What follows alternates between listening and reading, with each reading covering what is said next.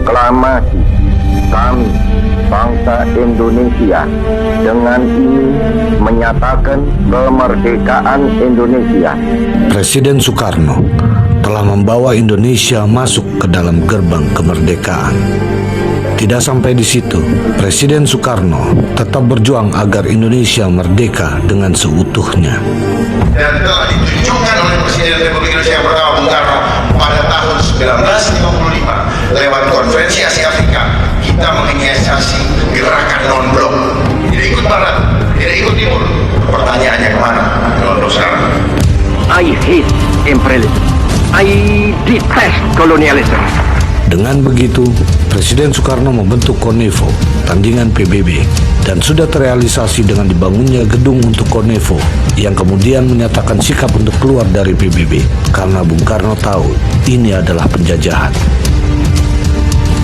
Organisasi dunia yang bukan negara, yang saya sebut dengan non-state actor, dengan underbawnya, yang sekarang bergerak di seluruh dunia. Dia punya keuangan dunia yang bisa mengatur seluruh dunia, yang kerjanya dengan lomba. Melihat hal tersebut, non-state actor tidak tinggal diam. Dengan kelicikannya, mereka mengangkat Soeharto untuk menjatuhkan Presiden Soekarno melalui IMF. Dengan menciptakan krisis ekonomi, itulah saat yang tepat bagi non-state actor untuk menggulingkan Soeharto. Saya memutuskan untuk menyatakan berhenti.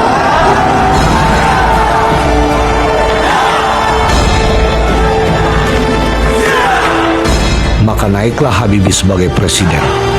Melihat hasil karya anak bangsa yang luar biasa, non-state actor melihat ini sebagai ancaman dengan menggagalkan proyek pesawat N250. We cannot wait any longer. We have to stop the suffering. Dan mereka berhasil memecah belah bangsa ini dengan konflik Timur Timur. Dengan naiknya Gus Dur sebagai presiden, mengundang reaksi keras dari berbagai kalangan. Salah satunya dengan keputusan yang kontroversial, yaitu dekret presiden, mengesahkan Hari Raya Imlek dan membuka hubungan dagang dengan Israel. Saya dilengsarkan secara politis, secara hukum belum pernah dibuktikan saya bersalah. Bangsa ini penakut karena tidak mau bertindak kepada yang bersalah. Melihat situasi ini, non-state actor melalui elit lokal bangsa ini mengadakan sidang istimewa tanpa kehadiran sang presiden dan mengangkat Megawati sebagai penggantinya. Dengan dibentuknya KPK, justru terjadi korupsi besar-besaran, banyak penjualan aset negara dengan harga murah, kenaikan harga BBM, listrik, dan pajak, pelanggaran hak asasi manusia di daerah Aceh dan Papua. Sehingga mereka menuntut pemisahan dari Negara Kesatuan Republik Indonesia. Bangsa kita ini paling kaya di dunia, kok jadi paling melarat sekarang? Karena korupsi dibiarkan tidak ditindak. Dengan naiknya SBY sebagai presiden, non-state actor makin memainkan perannya melalui elit lokal. Bukannya menjadi makin baik, sebaliknya makin meningkatnya korupsi di mana-mana, yang mengakibatkan kerugian negara yang sangat besar. Jadi di sini butuh pemimpin yang punya hati sungguh-sungguh besar. Ini negeri yang paling banyak melanggar sumpah adalah orang yang kita pilih. Indonesia, Tuhan pun tidak ditakuti. Demi Allah, saya bersumpah akan memenuhi kewajiban Presiden Republik Indonesia dengan sebaik-baiknya dan seadil-adilnya, memegang teguh Undang-Undang Dasar dan menjalankan segala undang-undang dan peraturannya. Sampaikan kepada dunia, kami bangsa Indonesia tidak pernah takut dengan siapapun. Kami hanya takut kepada Allah Subhanahu wa Ta'ala. Non-state actor terus melanjutkan penjajahannya dan puncaknya dengan melepaskan skenario pandemi melalui Propaganda ketakutan itu berlangsung di seluruh dunia, dan propaganda ketakutan adalah caranya.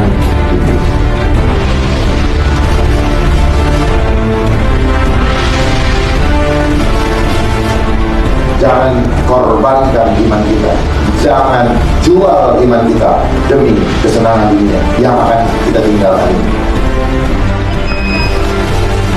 Tujuannya cuma satu, total control.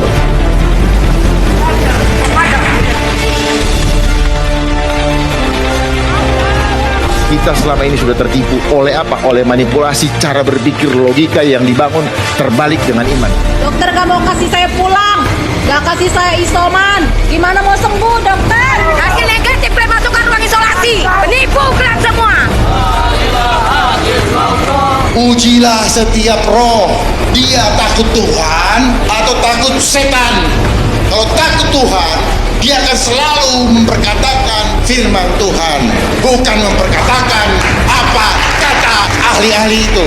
Ahli-ahli itu dipakai oleh iblis untuk menyesatkan banyak dari anak-anaknya, dan Tuhan marah.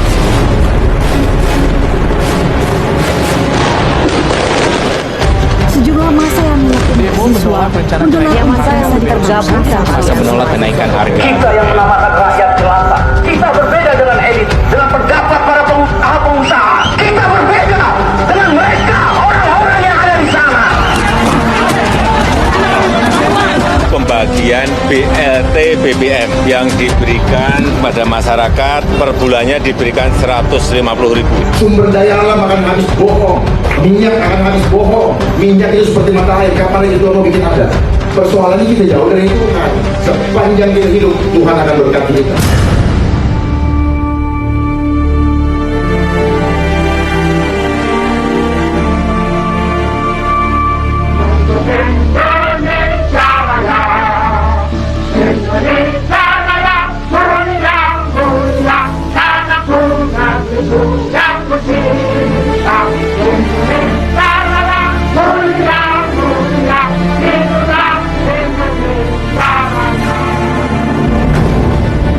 As preamble to our constitution, the Pancasila. First, believe in God.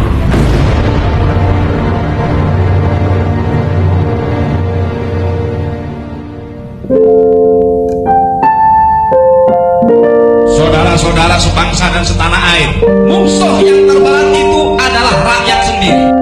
Rakyat yang mabuk akan budaya luar, yang kecanduan agama, yang telah membunuh bangsa sendiri. Jangan mau diperbudak oleh semua itu, karena kekuasaan dan kekuatan langsung ada di tangan rakyat, dan di atas segalanya adalah kuasa Tuhan yang Maha Esa. merah putih benderaku berkibar di langit biru dari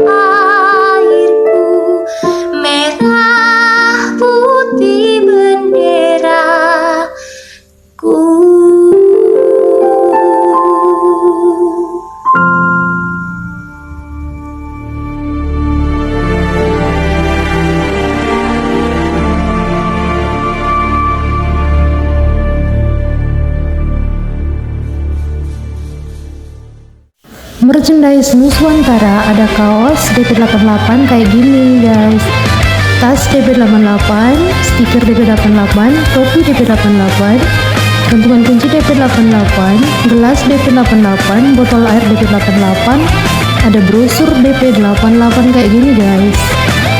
Keren kan guys? Kalau berminat silahkan pesan di nomor-nomor yang tertera di video ini guys.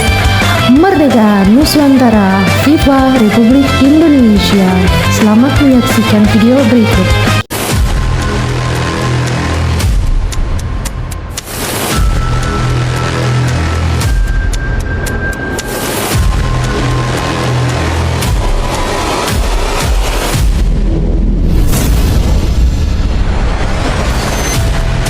Ini bakti Nuswantara, ini bakti Nuswantara.